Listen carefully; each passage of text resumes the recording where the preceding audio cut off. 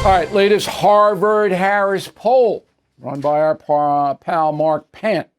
Fair poll, 2,286 registered voters. That's a big crew. Okay. Favorability of Donald Trump as president, approve 48, disapprove 46. Right or wrong track of the country, right track 39, wrong 49, 10-point gap.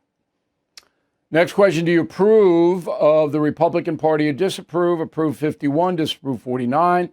Finally, approve or disapprove of the Democratic Party, approve 42, disapprove 58. Big gap. Joining us now, Miami, Florida, is Mark Penn. He's the chairman and CEO of Stagwell, a global marketing firm. And you do oversee this poll. But this poll is different than most other polls. How come? Sorry, you went in and out of there. This poll, your poll, Harvard-Harris, is different than most of the other polling. Why? Well, look, we interview voters, and you have to be careful. Well, there are two things. One, you have to differentiate between the polls that tend to interview all adults, because all adults tend to be more negative about everything. And so they're more negative towards all politicians than voter polls. We're a voter poll. The second thing is I made sure to readjust my sample after the election to make sure that it represents that the Republicans now are a bigger party than the Democrats. That was the result of the election. That's what Gallup found. And I think a lot of the other polls just, basically had Harris winning and then stuck with their exact sample. We had it very close, within 2 points, either way. We made sure that our samples, we believe, accurately represent the country. And it's not like Donald Trump's in the 70s or anything, but he certainly has continued to keep his constituency, maybe a little bit more. He's got some very high approval ratings on some of the policies, he is pursuing, and some things that people are not as happy with. Okay. And I'm a kind of guy that puts the polls into perspective as far as data is concerned. And you run an honest poll. I've never had a problem with Harvard-Harris poll. I don't have a problem with Gallup. All right, McLaughlin is always very accurate, and the guys in Brazil are good. Forget their names now, but they were the best on the presidential race. Do you believe that there are certain outfits that have their thumb, cliche, on the polling scale and want to deliver a bad poll number for Trump? Well, look, I think you've seen the entire media, gang up pretty much on the president and his policies. You've seen it. I mean, look, imports are only 10% of the country, and a 10% tariff on 10% of the country is 1%. And oh my God, did you see dire predictions of complete economic collapse here? All right, tariffs, may not be a positive move compared to tax cuts and may have some dislocations, but relatively speaking, you saw this vast exaggeration of their size and impact. And at the same time, it's the same thing, I think, that you see in some of these polls. They don't ask the questions, that they don't want the answers to. We're very clear, people support taking those people who are here illegally and committed crimes out of the country. There's no question about that. They may not be for renaming the Gulf of Mexico into Gulf of America, but when it comes to the core immigration policies that the president is pursuing, that's supported by like 70% of the country, if not more. Well, I think, and you correct me if I'm wrong, because you know more about this than I do, but I've been around a while. When you are being paid to deliver data, you pretty much want to please your paymaster.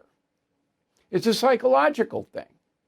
And if there are ways that you can do that, and you pointed one of them out by keeping an obsolete model, that the Democratic Party has a bigger presence than the Republican Party, when that's not true any longer.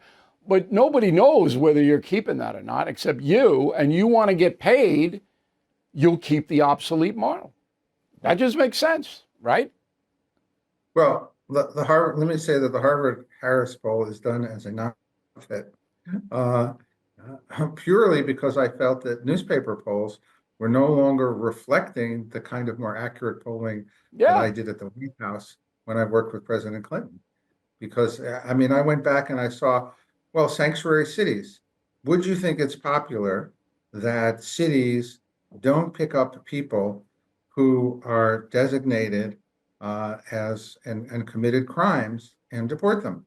Well, I found out that no poll had asked that question since 1978, right? So a lot of the polls don't carry the questions they don't want the answers to. Now, I'm not going to indict the whole profession. People run honest polls, uh, you know, and But your I poll just, is a lot different you know, than 80% of them. Um, Let me ask you one more question, forward looking. The media, as you pointed out, does have a tendency to try to panic the folks. You use the tariff example, the import example is very low. When the folks hear that and then they see a down day on the stock market or a down week, they do indeed panic. And that is reflected in the polling, correct? yeah, I have actually found that the voters are less sensitive to the stock market. They're mostly sensitive to the prices that they pay and to the unemployment rate. And those things very much directly affect politics. Look, why isn't Trump, in the 50s or 60s, right?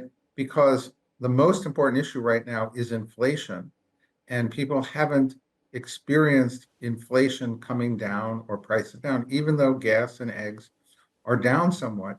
The president is off on a lot of other issues, particularly immigration, but also on tariffs, on a number of these others. But the voters, I think, are really looking for a demonstration that the economy is going to be strong, that his economic policies are going to work, and that their wages are going to grow faster than prices, Well, which did happen. that's what he's trying to do, but nobody knows whether that is going to work or not. Mark Penn, thank you very much. We always enjoy talking to you, and we'll speak again soon, I hope. Thank you. Hey, homeowners, if you haven't checked your home's title, AKA your legal proof of ownership, it could already be stolen. Scammers target your equity, steal your title by forging just one document. Then they can take out loans or sell your home, all without you knowing. So you need to find out today if you are already a victim. Use promo code BILL at HomeTitleLock.com to make sure your title is still in your name. You'll also get a free title history report, plus a free 14-day trial of their $1 million triple lock protection. That's 24/7 monitoring of your title, urgent alerts to any changes, and if fraud should happen, they'll spend up to $1 million to fix it. So please go to HomeTitleLock.com now and use promo code BILL. That's HomeTitleLock.com, promo code BILL. Joining us now from Washington, Victoria Coates, former Deputy National Security Advisor to Donald Trump in his first term, now works for the Heritage Foundation, Vice President of National Security. Boy, that's an impressive resume you got there, Ms. Coates. Very good. So, look, I don't know what Xi and Putin want. Do you know what they want? Well, good to be with you, Bill. And if you throw the PhD in Italian Renaissance art history on my resume, then you really have quite the confection going on. I think we see what's going on with Putin and Xi really over the last 3 years playing out in real time. And as I look back at this is one of the big geopolitical changes that President Trump confronts now that is very different from what we had in 2017 to 2021, because this all came about after the fall of Afghanistan. I think both Xi and Putin realized they had real weakness in the White House and that they could explore what they call their partnership without limits. And that was instigated, I think, in Beijing just weeks before the tanks rolled into Ukraine. No coincidence there. And they are trying to set up a pole that will be in competition with the United States and ultimately, in their minds, defeat the United States and our allies. So it's not a natural partnership. They have not historically liked each other, Russia and China particularly well. It's something we've been able to split apart in the past, but right now they have a huge vested, both military and economic mutual interest that they have built over these years. And so I'm really concerned going forward that it's not just going to be them, but there are two other sort of junior partners around in North Korea, creating a lot of trouble for the United States. All right, when you say defeat the United States, they're not going to defeat the United States militarily. If there is a war, then it will be mutual destruction. Everyone will die. Economically, Russia is a third world country when it comes to economics. They have no consumer power at all. China can't send its stuff into Russia. They're not going to make any money. They have to deal with the United States if they want to keep their economy afloat. So I don't understand why Xi and Putin, two tyrants, totalitarians, they want to defeat the United States. How? How would they do that? Well, I think they saw a much straighter path towards that in the previous administration. And in terms of goods, with the way they're setting that up right now, Bill, is Russians have to, with the revenues that China gives them for natural resources, the Russians have to buy Chinese goods. So their imports of Chinese goods have gone to a historic level. Yeah, but it's all energy stuff. It's not stuff made. They're not buying the hats, the shirts, the sneaks. There's no disposable income. And plus, the Chinese don't want rubles. No, Victoria. No, they want oil and gas. And Yeah. so what they're doing is forcing the Russians to purchase their stuff for the oil and gas. It's almost like a barter arrangement. Now, I agree with you. We are currently dominant in a lot of areas. We are very concerned at the Heritage Foundation, however, about the historic military buildup that's going on in China. It dwarfs a number of things that are going on or historically in terms of military buildup. That's why the president's budget is so important, because he is talking about both reducing the waste and bloat and unnecessary activities in our DoD, but investing in the kind of things that China is. That didn't happen under President Biden. It is now starting to happen under President Trump. And we look forward to working closely with Congress to help him implement that. But that is necessary work, because if we stay on the trajectory that we're on, I mean, China has a bigger Navy than we do at this point. That's a fact. But again, yeah, I get that, and I understand that, and I know the threat to Taiwan, and I'm going to China in 3 weeks, and I see what they're doing with the military. But again, with the weaponry that is in play now, it's not about the infantry or the Navy any longer. You can blow these ships right out of the ocean with the high-tech weaponry that we have. So I guess it's an intimidation thing. Let me ask you one more question based on history. It used to be that Mao Zedong and the Soviet leaders wanted to take over the world and make everybody communist. Okay? Well, Russia's not even communist anymore. It's more totalitarian fascist than communist, although they don't respect private property. China, hardcore communist. Is that still in play? Do they still want to make everybody communist? Well, I want to talk to you when you get back from your trip. That sounds fascinating. But I think in this case, you're seeing more of a marriage of convenience rather than a likeness between these two countries. I think I agree with you. Yeah. I mean, there's no cultural bond at all. No. And they cut each other's throats if they had to. But the end game is what I am still not. And when I go, I'm supposedly going to give an address to Xi's guys at the Beijing Club. Have you ever been to the Beijing Club? I didn't even know there was a Beijing Club. Maybe No. I'll play a little racquetball before I give my speech. Ping pong. But I'm going to try to find out what, they're not going to tell me the truth. I understand that. But I'm not seeing, I understood what Hitler wanted. I understood what the Stalin wanted. Mao, I got it all. I knew what Ho Chi Minh wanted. I don't know what she wants. It seems that China could improve itself domestically, and I know he doesn't care about his own people, if they would just calm it all down. And Putin into Ukraine, for what? For what? That does you no good at all. I'll give you the last word. Well, I think it doesn't from our perspective. I think from Xi's perspective, it's a distraction for the United States, something that's not really in our vital national security interest, but into which we've poured a ton of money. and material over the last 3 years. So I think he's fine with that. I think this is more of a death of a thousand cuts kind of thing for the United States and reducing our influence to expand theirs. That's again why this tariff situation. Yeah, but is for so economics, for power, for, you know where I'm going with this. It's just not clearly defined. But we appreciate your point of view, and I will talk to you when I get back from China if I'm not in a gulag somewhere. We'll come get you out. Thank you. I appreciate that, Victoria. Very nice. And thanks for talking to us today. All right, India, Pakistan. It's going on since 700 AD. Okay, India and Pakistan have hated each other since 700 AD, and it wasn't even Indian and Pakistan then. It was Hindu, India, Muslim, Pakistan. They hate each other. It's like the Jews and the Arabs. It'll never end. So a few weeks ago, the jihadists attacked a hotel. Excuse me. This is allergy stuff. The jihadists attacked a hotel in Kashmir, northern part of India and Pakistan, and they murdered 28 Indians for no reason at all. So India is mad, and it's throwing some missiles into Pakistan, and they're throwing back.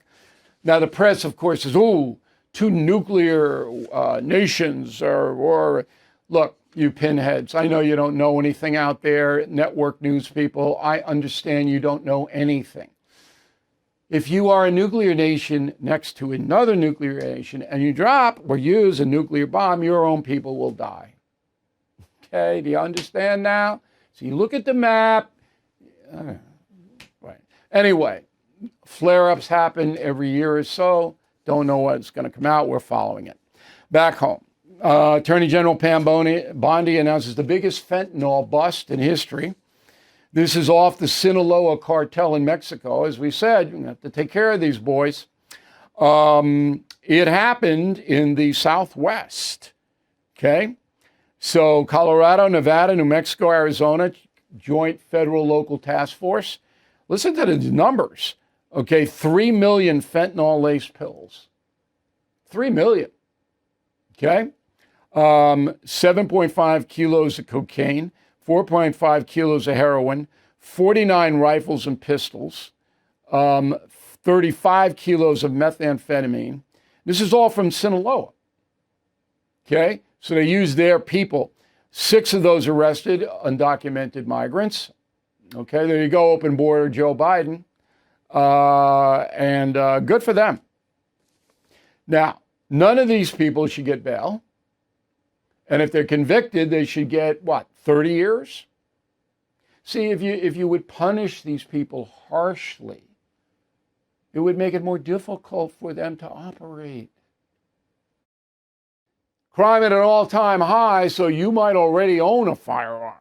But less lethal options can avoid the financial and mental repercussions of pulling the trigger of a gun. Like Burna's less lethal launchers, designed to incapacitate attackers with tear gas and kinetic ammunition. Even better, Burna just announced their all-new compact launcher. It's the same size as a smartphone, fires at 400 feet per second to deliver a hit like a sledgehammer. The compact launcher pairs maximum concealability with maximum force. Plus, more than 80% of its components are sourced right here in the USA and hand-assembled in Fort Wayne, Indiana. Burna is legal in all 50 states, requires no background checks, can be shipped to your door and trusted by police departments and government agencies worldwide. So please visit Burna.com today. That's BYRNA.com. In today's economy, it feels like we're all walking on very shaky ground. Prices are high, credit card debt piling up. But if you are a homeowner, you don't have to face that stress alone. My friends at American Financing can help you get control. They'll help you use your home's equity to pay off high-interest credit cards. You could save an average of $800 a month, and they may even close your loan in as little as 10 days.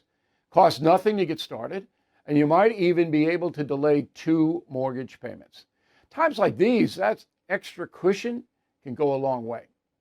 So don't let rising debt, economic uncertainty get the best of you. Please call American Financing right now, 800-906-2440, 800-906-2440, or you can visit AmericanFinancing.net. All right, Ukraine. So Trump is a little fed up with Putin, and I told you this last week. So the first salvo is that the USA is going to send advanced weapons systems, defense systems to Ukraine. They're taking the Patriot missile system, some of it from Israel. They're refurbishing it, and they're giving it to Ukraine to stop the drones and the Russian planes. It costs $1 billion to build the Patriot missile system, okay? And it takes 90 military people to run it. I think that means that we'll have U.S. trainers in the Ukraine, training Ukrainians how to run these complicated Patriot missile systems. I think that's a signal that Trump is sending to Putin. Again, I didn't hear this reported widely, but I think Putin's got it. Now, the Chinese premier, and Putin are meeting tomorrow through Saturday in Moscow. So Wednesday, Thursday, Friday, Saturday, she's going to go nuts in Moscow. There's nothing to do in Moscow. Absolutely nothing to do. How much caviar can you eat? So 4 days. Now, those two, what they're going to be talking about is how to continue to weaken the USA. That's what they're beginning to talk about. I don't think she wants a showdown in Ukraine, but I could be wrong. But anyway, they're there. We'll have a good guest on tomorrow talking about this. Is important stuff for every American. It's a dangerous world out there. Smart life. So I wake up this morning and I'm looking at my dopey phone. And on the text side, it comes in, it says, Motor Vehicles Bureau, okay, you have unpaid fees to the New York State Motor Vehicle Bureau. That's what it has on my text. No, I don't. And the MVA doesn't do business like that. Okay, they don't have my text number. So it's a scam. And what they wanted me to do was open it, okay, so they get all my personal information access. This is illegal. Okay, so that happens. Who do I report it to? There's no agency in New York State that monitors this. I can report it, call the police. Police are going to go, what do you want us to do about it? Are you going to call the FBI office? Who am I going to call? This is someone who's trying to break into my house through my phone. That's what they're trying to do. And you're getting them too. And most people open them. And boom, they're right into your personal information as soon as you open them. Smart life. The problem is nobody going after these people. There's nowhere to report it. And the scammers know it. And that's why you have billions and probably trillions worldwide of theft through the machines. Smart life. If there is any text that comes to you or an email and you don't know the address, obliterate it right away. Do not open it. Harvard. I'm just updating you on this. We've covered it fairly and extensively, and you know what the story is. So now, according to Newsmax, I'm going to quote the Newsmax dispatch, okay? A government official in the Trump administration accused Harvard of serious failures in 4 areas: anti-Semitism, racial discrimination, abandonment of rigor, and viewpoint diversity. To become eligible for new grants, Harvard would need to enter negotiations with the federal government and prove it has satisfied the administration's demands, unquote. So as of now, no more federal money rolls into Harvard. Now, Harvard's suing the federal government. It's going to take some time. That lawsuit's going to take some time. Okay? But boom, it's out. And that's the power that Donald Trump has. Now, he may lose. I don't think he will. I think the federal government's got enough on Harvard and say, look, we're going to send tax money into an organization like this. But they could lose. Harvard could win. But it will take forever. Thank you for watching. To view full episodes of the No Spin News anytime, sign up to become a BillO'Reilly.com premium or concierge member today.